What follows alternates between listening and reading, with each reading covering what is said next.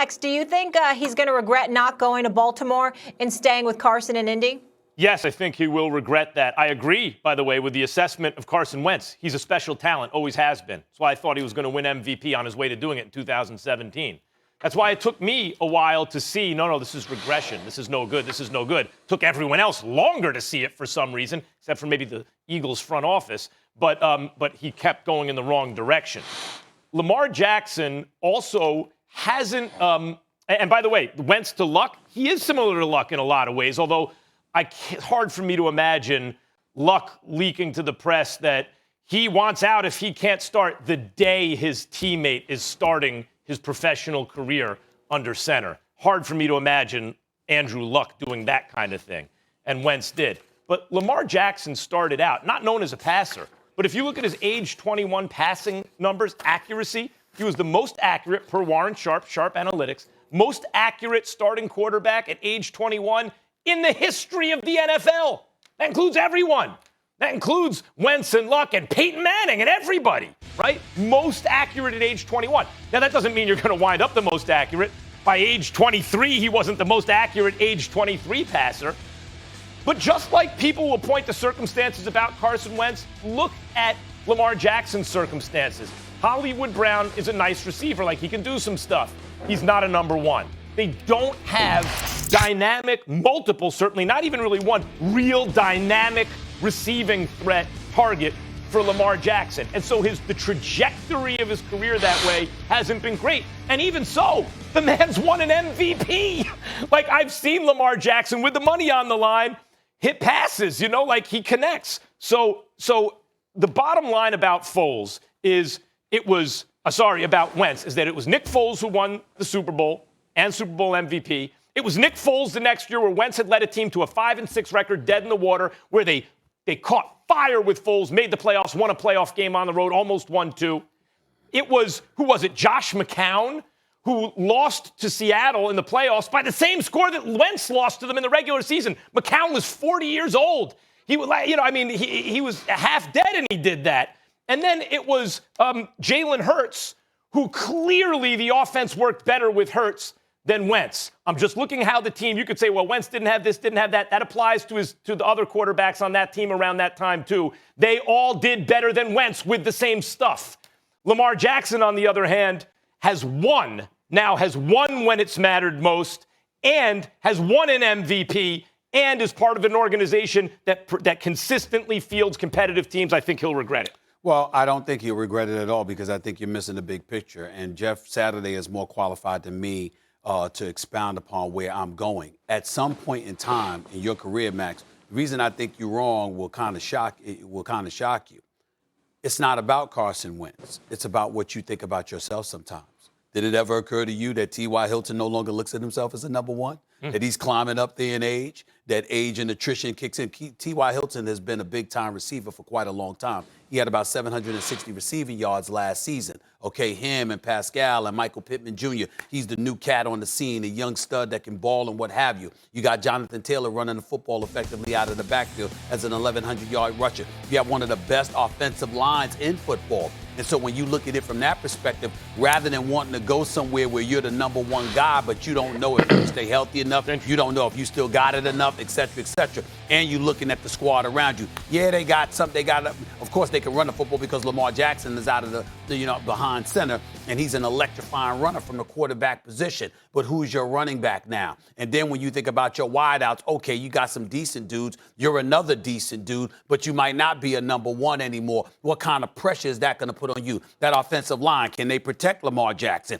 Can they give you a running game? And if they can, if there are question marks about that, how much more pressure is going to be applicable to you? So all of those things come into consideration when you're looking at the Colts. If I'm looking at the Colts, if I'm T.Y. Hilton, it's familiar surroundings. I've already played for this organization. I know who the GM is. I know who the coach is. I damn sure know what my offensive line is. I know who Pittman is. I know who Pascal is. I know who Burton is. I know who Jonathan Taylor is. And on top of all of that, I'm remembering and reminiscing about what I once saw from Carson Wentz. And when was Carson Wentz exceptional? When Frank Wright, my head coach, was his offensive coordinator and his quarterback's coach in Philadelphia. And he had an offensive line. So I take all of those things into consideration, and I say, okay, the safe bet for me to stretch my career a little bit longer by not putting so much on my shoulders, being a part of a team, structure and all of that. And when I'm looking for something, this is the best place for me to be. I totally get where T.Y. Hilton could be coming from, and I don't think he'll regret this at all. I could not agree with you more, Stephen A. Listen, and for all the reasons you just said at the latter part of your argument, I think comfort where you are, right? Family not having to move, not having to reinvent yourself on a football team. You're a known commodity in Indianapolis. You know Chris Ballard, the GM. You know the owner, Jim Irsay, personally and very well. Frank Reich has been good to you throughout your career. All of those things play a large part in why you would want to stay where you are. And to Stephen A's point, the expectations of what he is or what he will be for this team is already known in Indy. So he's not going in with any false pretense about he's going to be this guy or be that guy. He just has to be a part of a very good football team. He understands they're right on the cusp. And with Carson Wentz, if he can get back to even close to where he was in Philadelphia when Frank was his coach, this thing could skyrocket. They have an ascending defense that really showed people who they were last year. They're going to have two running backs now, add on Taylor and Mack. Coming back, they'll be dynamic at the offensive line position. They have good receivers on the outside, a multitude of those guys, 2 or 3. They have good tight ends in. So as you're looking at this, you're looking at all arrows pointing up, and all you have to be is a part of. You don't have to be the commanding piece. I think if he went to Baltimore, he would have been expected to be a larger piece of this offense where he understands he has to learn all this, right? You got to learn their route combinations. You got to learn their new playbook. What are you, where are you trying to be? Then you got to find the rhythm with Lamar Jackson. All of those things add on. At least in Frank's system, it's a new quarterback, but he knows where he's supposed to be. So I don't think he'll have any regrets. And I do believe if you looked at both organizations, they're both great organizations. They're both run really well. I would say they're both in the elite category of teams you would want to play for. So if it was one of those things where he was just tired in Indy or it was too chaotic, I could understand it. With all else being equal, I think he made the right choice. Well, I appreciate your guys' comments because it makes sense in terms of continuity, in terms of familiarity. By the way, I remember in 2017, I was running around saying with Lane Johnson, the offensive, the tackle, they were trending toward elite. When he gets back, and that's exactly what happened. If he thought Lane Johnson was good, wait till he gets a load of Quentin Nelson, right? I get it that the offensive line, Jeff Saturday, has a huge say in how successful you are. Really, I was looking at this more of a Lamar Jackson to Carson Wentz comparison. If someone said you want to roll with Lamar Jackson or Carson Wentz, I would say Lamar. I think Lamar is trending in the right direction. With Carson Wentz, what we're all hoping is, all right, Carson, you're in a perfect situation. Familiar coach, offensive line, offensive weapons, a running game, a defense. He has high upside in the past, at least, right?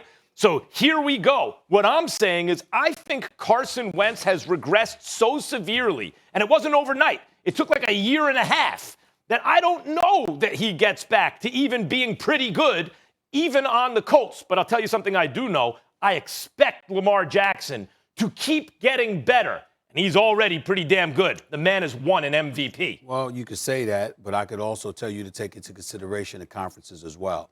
Look at the trouble Houston's having right now. We know why. No reason to revisit that at this particular moment in time involving Deshaun Watson. Look at Jacksonville. Yeah, you're about to draft Trevor Lawrence. You got Urban Meyer as your coach, but it's going to be a minute before they ascend. So really, if I'm in Indy, all I'm really worried about is the Tennessee Titans. Okay? That might be another thing. Whereas you go to the AFC North, it's the Steelers, it's the Browns, okay? Joe Burrow's coming back? Joe Burrow's coming back? Yeah, stay where you are. No, yes. Yeah, listen, choosing the Colts is Stephen one thing. A could be talking more Wentz. common sense. Go ahead, Jeff. Yeah, but here's the thing with Wentz. So Foxworth and I were on the show. We're on Get Up yesterday. We talked about quarterback proficiency when you're protected. I think your QBR is in the 70s when you have no pressure. When you're under pressure, it's in the 30s. That's an enormous stretch. So if the Colts can provide Wentz with any type of protection, think about the limit or the ability he could put in this. Like this thing could be a complete turnaround, almost borderline miraculous coming from Wentz, coming from Philly to Yeah. where he is now. And you have a fan base that's extremely supportive, right? Think about in Philly, all the shots he was taking for all the things Max said about what Foles did in Super Bowls, Super Bowl MVPs, a statue of him outside. He didn't have to deal with any of that stuff anymore, right? He's going to come in with a fresh slate where everybody's in full support of where he's going. I think he has a huge upside there in Indy. No question. Listen, they're both great options. Obviously, Colton